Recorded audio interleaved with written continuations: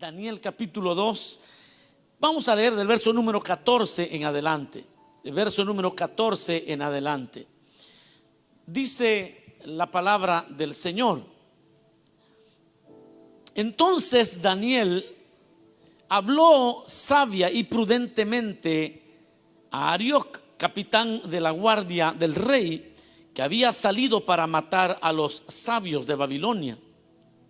Habló y dijo a Arioc, capitán del rey: ¿cuál es la causa de que este edicto se publique de parte del rey tan apresuradamente? Entonces Arioc hizo saber a Daniel lo que había. Y Daniel entró y pidió al rey que le diese tiempo y que él mostraría la interpretación al rey. Luego se fue Daniel a su casa e hizo saber lo que había a Ananías, Misael y Azarías, sus compañeros, para que pidiesen misericordia del Dios del cielo sobre este misterio, a fin de que Daniel y sus compañeros no pereciesen con los otros sabios de Babilonia. Entonces el secreto fue revelado a Daniel en visión de noche, por lo cual bendijo Daniel al Dios del cielo. Amén. Pueden sentarse aquellos que se pusieron de pie para la lectura de la palabra. Y allí en su casa de culto estamos dándole culto al Señor. Vamos a meditar brevemente en el tema de este día. Es la devoción de Daniel. Ese es el título, la devoción de Daniel.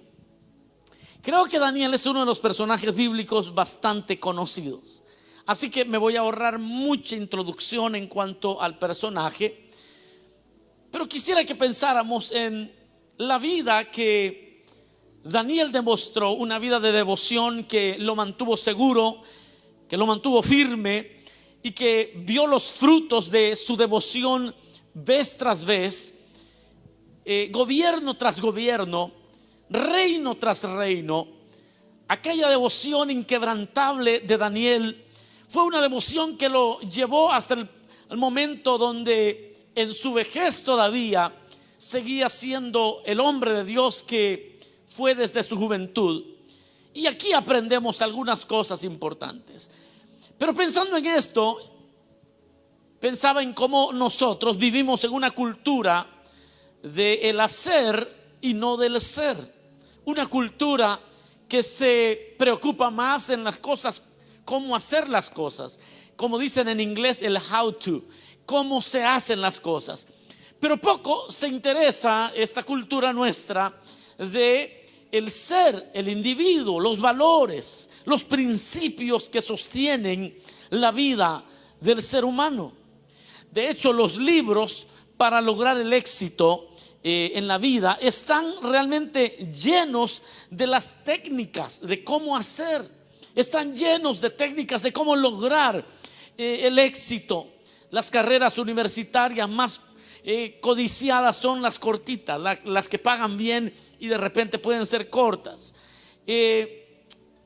Los fraudes, escuche esto, a causa de esta mentalidad, los fraudes, pongo como una referencia, suceden cuando alguien quiere lograr algo sin ser, quiere hacer algo sin ser alguien, y entonces suceden los fraudes. Ese fraude común, me saqué la lotería, aquí sucede en los Estados Unidos, me saqué la lotería, aquí tengo mucho dinero, pero no puedo reclamarlo porque soy ilegal, así que se lo vendo aquí en $500, deme 500 y hágalo usted el resto. Y las personas, por ese deseo de querer tener sin ser, por ese deseo de querer tener algo sin ser, terminan siendo defraudadas. En inglés dicen it's too good to be true. Quizás es cierto, quizás es demasiado bueno para ser cierto. Pero lo peor de todo es querer, oiga esto por favor, querer interpretar el evangelio desde esa perspectiva. Eso es lo peor.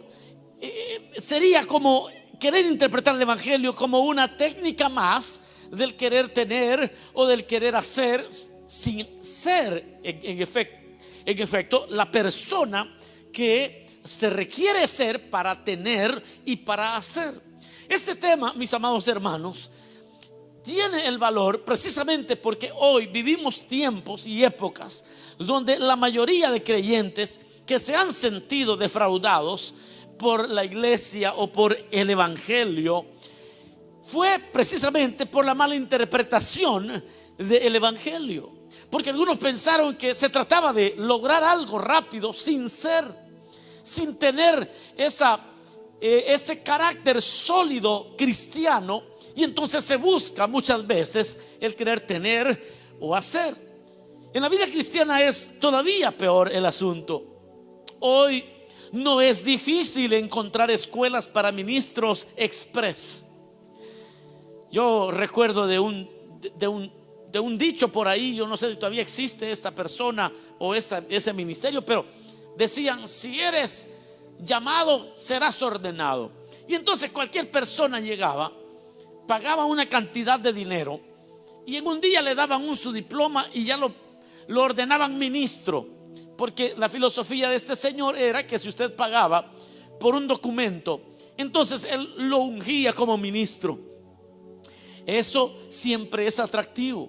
Es atractivo porque no hay un precio a pagar. Es atractivo porque no hay ninguna clase de formación. Y eso dentro de la vida cristiana, aunque también es fraude, es muy común, aunque usted no lo crea.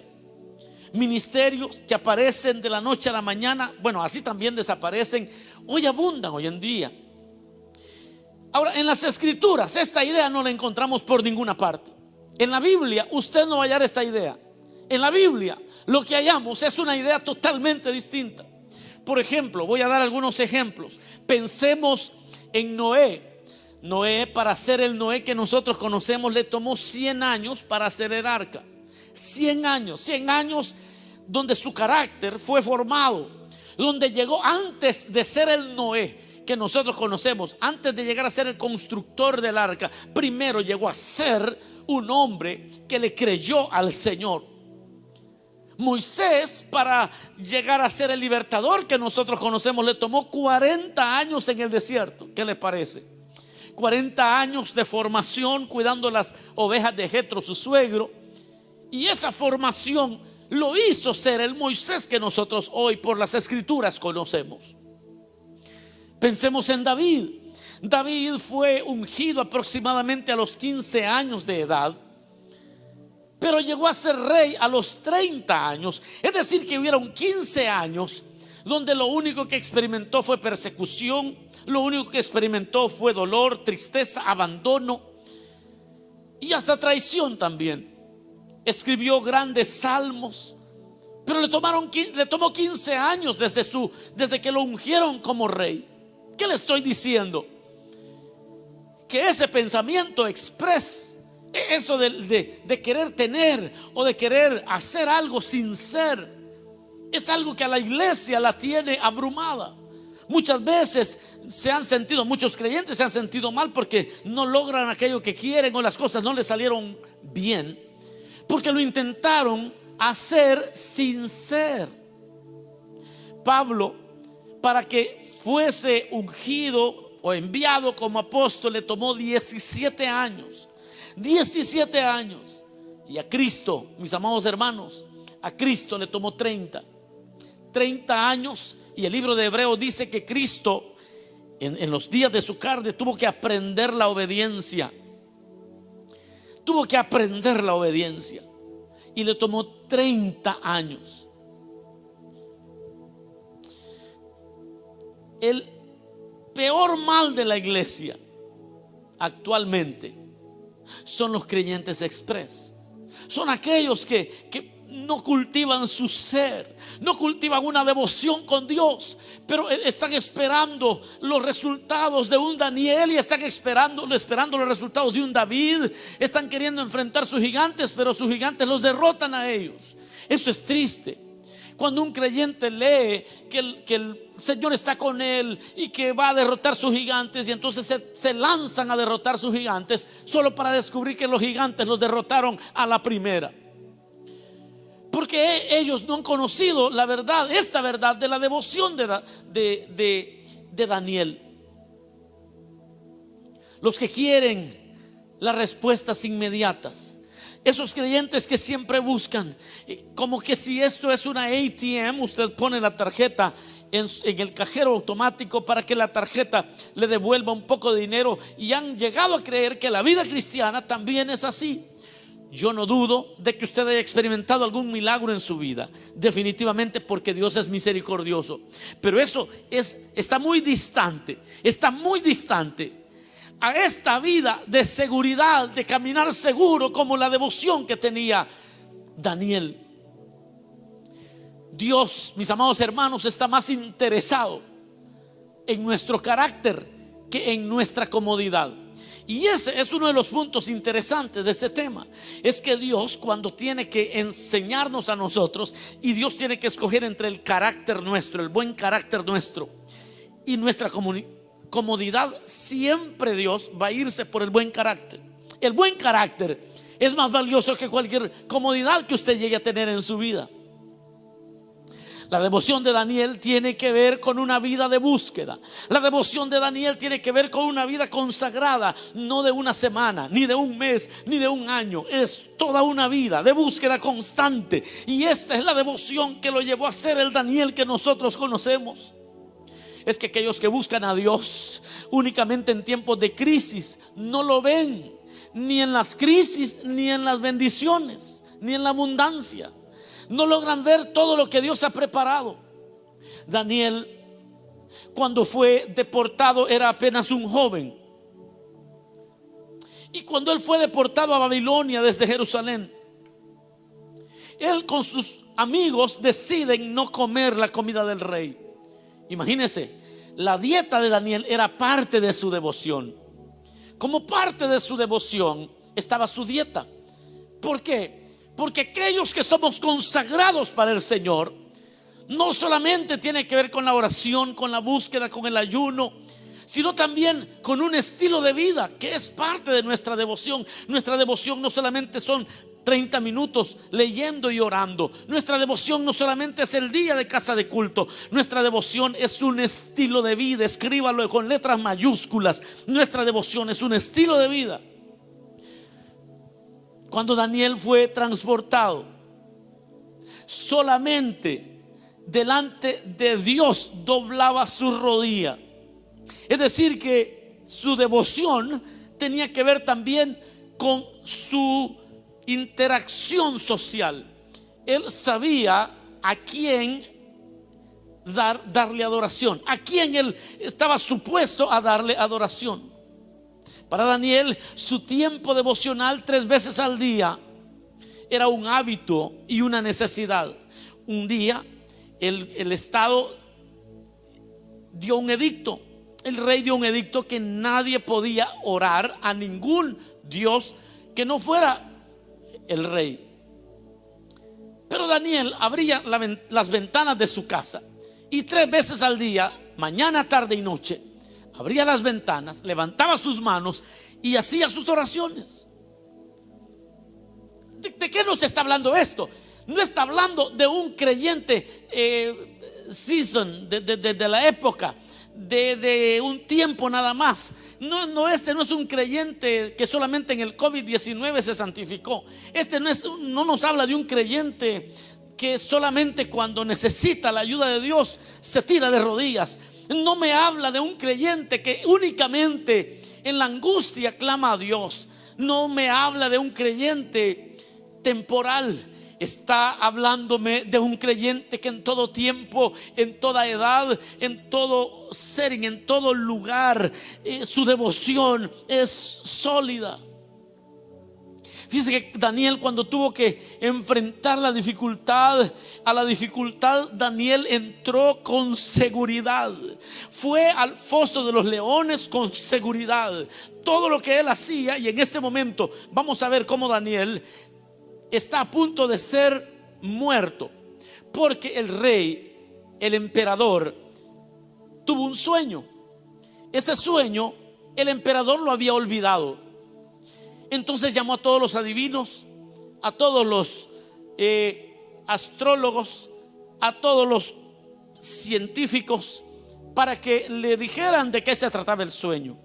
Ellos le dijeron: nosotros te vamos a dar la interpretación, pero si nos cuentas el sueño. Pero el rey les dice: yo no recuerdo el sueño. Tengo un problema porque quiero que me cuenten el sueño y que me digan la interpretación. Si no es así, ustedes son unos farsantes. Y yo les pago, porque todos ellos estaban siendo sostenidos por el erario público. Y entonces dice el rey: si son falsos todos estos, todos tienen que morir, porque me han estado tomando el pelo de que conocen los oráculos y que conocen la ciencia de lo oculto. Pero si no saben, eso es como la broma que se hace. Algunos hacen esa broma cuando van donde esas personas que leen supuestamente el futuro, que anuncian el futuro y que tienen una bola de cristal. Y entonces cuando ellos llegan, siempre hay gente así, llegan y la persona le dice: ¿cómo se llama usted? Bueno, y no que usted ya sabe todas las cosas, pues dígame cómo me llamo. Entonces algo así estaba haciendo el rey. El rey dijo: bueno, a ustedes les pago un buen sueldo, les pago muy bien, así que van sacando, quiero que devenguen bien el sueldo. Así que me van a ir contando el sueño y también la interpretación. El asunto es que en toda Babilonia ni una sola persona podía o tenía esa clarividencia de poder decir qué es lo que había soñado el rey. Y entonces el rey dijo: me han tomado el pelo por mucho tiempo, así que hoy todos se mueren. Y lo hicieron ley.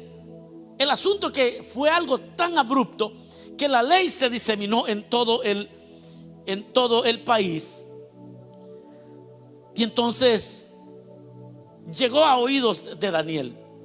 Y Daniel le pregunta al que andaba haciendo o pegando el enunciado del rey. Y entonces pregunta: pero ¿por qué tan abruptamente quieren matarnos? Pidió una audiencia para ir a ver al rey. Y entonces el rey le explicó lo que estaba pasando. Y Daniel le dice: dame un poco de tiempo y yo te voy a decir qué soñaste, y yo también te voy a decir qué significa, pero no por mi propia cuenta, sino porque yo tengo, escuche esto por favor, le dices que yo tengo a un Dios, es que yo me relaciono diariamente con Dios. De un gloria a Dios usted en su casa, es que yo me relaciono con Dios. Le pide tiempo y Daniel, ya lo vamos a ver más adelante, cómo manejó aquella situación. Pero cuando Daniel tenía que enfrentar la dificultad, entró, hermanos, sin temor. Cuando estuvo en peligro de muerte, no vaciló ni un ápice. La devoción de Daniel era su mayor riqueza. La devoción que él tenía, ese acercamiento que tenía con Dios, era lo más grande que este hombre tenía. Es que mire, mi amado hermano, una vida de devoción a usted lo mete. Cuando Daniel le dice: dame tiempo, yo quiero ir a reunirme con el Señor. Es que una vida con devoción, una vida de devoción te da acceso. Una vida de devoción con Dios, una vida constante de devoción con Dios, te mete en el secreto de Dios. Te mete en el secreto de Dios. Daniel estaba lejos del templo porque había sido deportado. Escuche esto: estaba lejos de Jerusalén, estaba lejos del templo, estaba lejos de su patria, pero en su devoción él podía entrar al mismo cielo, al mismo trono de Dios. La Biblia dice que hoy nosotros confiadamente podemos venir delante del Señor y tener esta misma comunión, y podemos acercarnos al trono de la gracia. Y esta devoción que Daniel tenía también es tuya y también es mía. Podemos desarrollarla también. Dale gloria a Dios, al Señor. Una vida de devoción metía a Daniel al secreto. Dios en el Antiguo Testamento, en Jeremías capítulo 23, habla de los profetas falsos y de su problema fundamental de los profetas falsos. A los profetas falsos, oiga lo que dice el verso 18: Porque ¿quién estuvo en el secreto de Jehová y vio y oyó su palabra? ¿Quién estuvo atento a la palabra y la oyó? Les pregunta a los profetas falsos: ¿quién estuvo en el secreto de Dios? ¿Quién entró a su secreto? Dice el Señor: he aquí que la tempestad de Jehová saldrá con furor, y la tempestad que está preparada caerá sobre la cabeza de los malos. No se apartará el furor de Jehová hasta que lo haya hecho, y hasta que haya cumplido los pensamientos de su corazón. En los postreros días lo entenderéis cumplidamente. No envié yo a aquellos profetas, pero ellos corrían. Yo no les hablé, mas ellos profetizaban. Pero vea esto, dice Jeremías: pero si ellos hubieran estado en mi secreto, si ellos hubieran estado en mi secreto, habrían hecho oír mis palabras a mi pueblo, y lo habrían hecho volver de su mal camino y de la maldad de sus obras.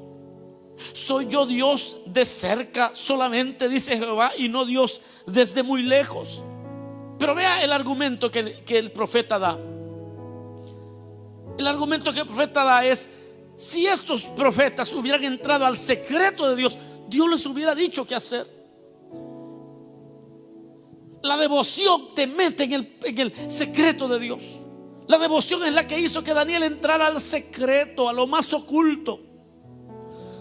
La vida de devoción, mis amados hermanos, protege a sus escogidos. La vida de devoción que Dios tiene con sus hijos los protege.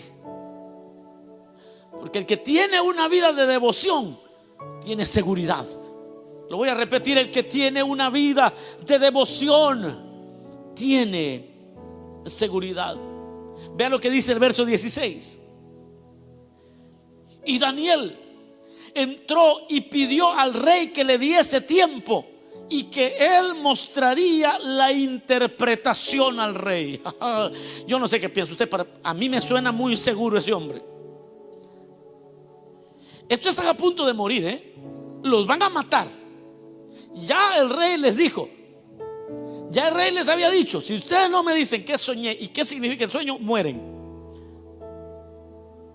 Mire lo que hace alguien que tiene conexión con el cielo. Dice: rey, dame un tiempo, yo te voy a decir qué está pasando. Que tiene una vida sólida de devoción con Dios. Es una persona segura. No lo asustan las crisis, no lo asustan las malas noticias, no lo asusta lo que el doctor pueda decir, no lo asusta que se va a quedar sin trabajo, no lo asusta nada, no lo asustan las leyes de inmigración, no lo asusta el coronavirus, no lo asusta, porque está en el secreto de Dios, está seguro en las manos del Señor, porque el que habita bajo el abrigo del Altísimo morará bajo la sombra del Omnipotente. Quien tiene una vida de devoción conoce también, esto es importante, el que tiene una vida de devoción también conoce a otros que están conectados. Es curioso, fíjense que el día lunes estábamos hablando con los líderes de los 30 días de clamor por sanidad que comenzaremos este día sábado 1 de agosto. Y entonces yo hice una propuesta que se me fue sugerida. Y entonces les decía qué pasaría, porque la idea es que cada uno escoja una hora al día para orar por sanidad, un clamor por sanidad. Y el asunto es que les digo, ¿qué les parece? Aquí en la congregación hay 15 zonas, estamos organizados por zonas. ¿Qué sucedería si en cada zona, la zona 1 va a orar el 1 de agosto, la zona 2 el 2, la zona 3 el 3, y en ese orden hasta el día 15, y luego el día 16 otra vez la zona 1 hasta terminar el 30 con la zona 15? Y les digo, ¿qué pasaría si en cada zona hubiesen 24 hermanos que cada uno escogiera una hora desde la medianoche? A la medianoche el hermano número 1 luego a la 1 de la mañana, a las 2, a las 3, hasta llenar las 24 horas en una zona. ¿Será que en una zona hay 24 hermanos que quieran orar por sanidad, un clamor por la sanidad de las naciones y por la sanidad de este virus? Y entonces, fíjense que fue algo curioso, pero algo que me llenó el corazón de mucha alegría, porque como pastor yo pude haber hecho todo el plan y yo pude haberles dicho a los hermanos: miren, ustedes van a orar tal día, ustedes tal día, ustedes tal día, pero eso casi no funciona. Entonces yo opté por decir: ¿qué les parece si eso se hace? Pero es que, miren, hermanos, en ese momento empezaron los hermanos a decir: yo oro a las 3 de la mañana, a mí póngame a las 2 de la mañana, a mí a las 4 de la mañana, a las 5 de la mañana, yo quiero a tal hora. Pero es que como que todos estaban esperando y se lanzaron. Y oiga bien lo que dice Daniel capítulo número 17. Cuando Daniel se mete a hablar con el rey, él va muy seguro y le dice: yo te voy a decir.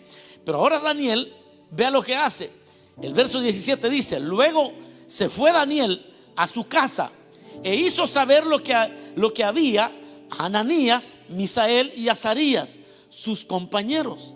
Es que cuando alguien tiene devoción con Dios, siempre tiene cuates, amigos, camaradas, friends, you name it, que son iguales, igual de locos, igual de entregados, igual de apasionados por el Señor. Es que el que tiene devoción a Dios y tiene una vida devocional casi siempre tiene compañeros iguales, hombre. Cuando alguien no tiene una vida devocional, yo me imagino qué cuates tiene, qué amigos tiene. Porque quien tiene una vida devocional conoce a otros que tienen vida devocional. Yo termino con esto: quien tiene una vida de devoción tiene una vida también de alabanza. Y le voy a explicar por qué. Aunque yo no quise leer esta parte de este capítulo 2, cuando el verso 18 dice, porque va con sus compañeros y dice el verso 18: para que pidiesen misericordia del Dios del cielo sobre este misterio, a fin de que Daniel y sus compañeros no pereciesen con los otros sabios de Babilonia. El verso 19 dice: entonces el secreto fue revelado a Daniel en visión de noche, por lo cual bendijo Daniel al Dios del cielo. Y vea lo que termina haciendo Daniel. Dice el verso 20: y Daniel habló y dijo: sea bendito el nombre de Dios, del Dios de siglos, el nombre de Dios de siglos en siglos, porque suyos son el poder y la sabiduría. Él muda los tiempos y las edades, quita reyes y pone reyes, da la sabiduría a los sabios y la ciencia a los entendidos. Él revela lo profundo y lo escondido, conoce lo que está en tinieblas, y con él mora la luz. A ti, oh Dios de mis padres, te doy gracias y te alabo, porque me has dado sabiduría y fuerza, y ahora me has revelado lo que te pedimos, pues nos has dado a conocer el asunto del rey.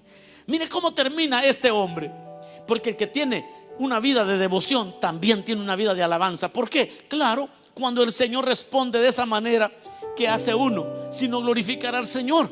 ¿Qué es lo que va a hacer uno sino cantar al Señor y estar agradecidos por lo que Dios hace?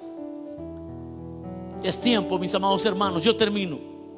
Es tiempo de pasar más tiempo a solas con Dios, valga la redundancia. Es momento que la iglesia, cada creyente, comience a tener una vida devocional constante, a solas con Dios. Esa vida a solas con Dios nunca se pierde. No le crean a esos que dicen: no, yo no oro, no ayuno ni nada, pero Dios está conmigo. No les crean. Esos creyentes express, a la hora de las crisis, terminan hasta negando al Señor. Mis amados hermanos, es tiempo de tomar en serio nuestra soledad con Dios.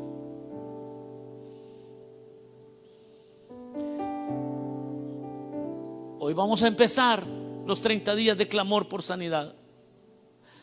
Y saben que descubrí el lunes: todos los pesos pesados aquí en la iglesia, estoy hablando espiritualmente, Los pesos pesados, hablo de esa gente de oración, esa gente que, hermanos, si yo no había terminado de contarles lo que queríamos hacer y estos saltaron todos como cuando una piñata, no sé cómo le llamen en diferentes países, pero en el cumpleaños se rompe una piñata.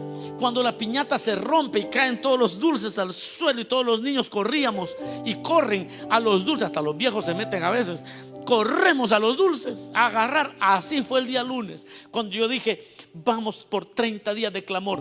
¿Sabe qué sucedió? Los pesos pesados saltaron de un solo y dijeron yo quiero. Yo quiero invitarles a todos, a los pesos pesados, a los pesos plumas, a los pesos livianos, a todos los pesos habidos y por haber. No importa donde tú te encuentres, comienza hoy a tener una vida de devoción con Dios, un tiempo a solas con Dios, una vida de devoción al único y sabio Dios.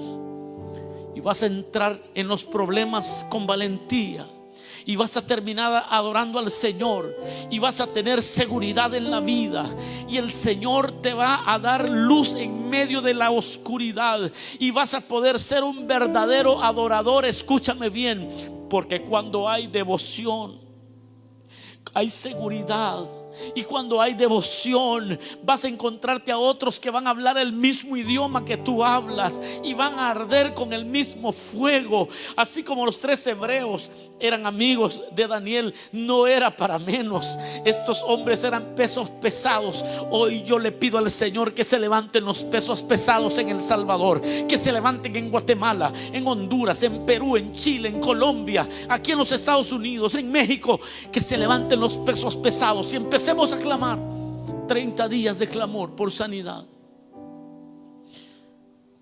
Hoy, como Daniel, yo vengo a ustedes. Ustedes son mis cuates, mis amigos.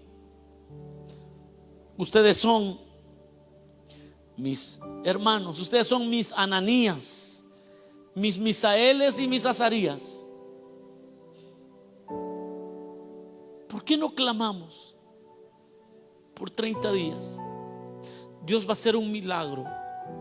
Yo lo creo, estoy convencido.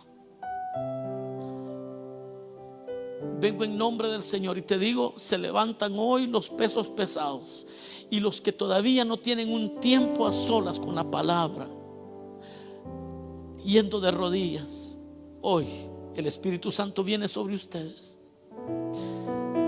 Vamos a ver la mano de Dios.